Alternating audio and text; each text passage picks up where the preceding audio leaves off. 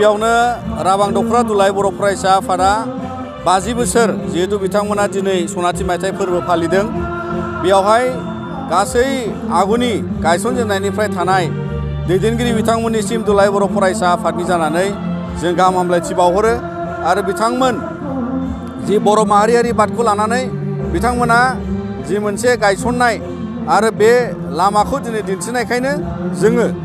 बेवहाय 27थि बोसोरसालिया जथुम्मायावबो जों बर' माहारिनि सोमोन्दै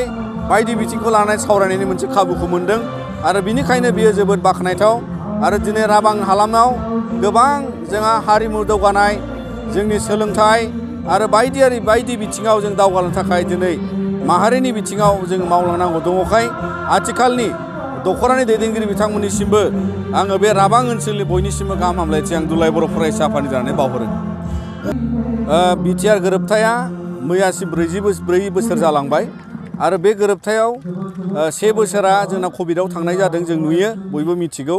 आरो बिनि गेजेरजों गोबां दफा मावफुंनायनि बेलायाव दिनै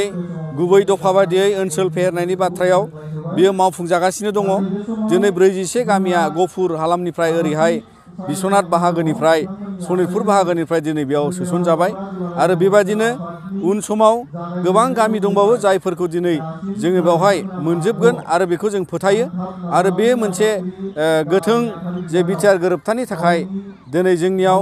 माने गोबां हाबाफारिखौ लानानै भेन्सार स्कुल प्रभिन्सियेलाइजेसना जागायबाय जाय कलेज 10टा कलेजखौ दिनै प्रभिन्सियेलाइज खालामनायनि लामायाव बिथांमोना बेखौ फोसावनानै अलरेडि प्रभिन्सियेलाइज खालामनायनि लामाखौ लाबाय दा बिनिखायनो जोङो दिनै जि आद्रा थानाय माखासे दफाफोर दङ बे मावफुंजानायखौबो जों हास्थायो आरो भारत सरकार आसाम सरकारजों फसंथान जायफोरखौ लुजानांगौ दङ बिनि सायावबो जोङो बिथांमोनखौ नारसिनदों मानोना बेवहाय गोबां फसंथान अलरेडि गायसनजाबाय आरो आरोबाव गायसनजानांगौ दङ बेखौ लानानै जोङो दिनै भारत सरकारखौ नारसिनदों बेवहाय गभर्नमेन्ट अफ इन्डियानि जि प्रजेक्टसफोर दङ गोबां बिटिआर सरकारनिफ्रायबो आथिखालावहाय हा हुनि बाथ्रा बेफोरखौ दिनैहाय मावगासिनो दङ जों मिथिनायाव दा बिनिखायनो बिटिआर गोरोबथाया जोंनि ओनसोलनि थाखाय मोनसे बर' माहारिनि थाखाय दावगाथायनि थाखाय बेयो मोनसे लामा आरो बेखायनो जों बेखौ जोंनि थामोनथायखौ रैखाथि खालामनो थाखाय बे मोनसे राहाखौ जों लानानै दावगानो हायो।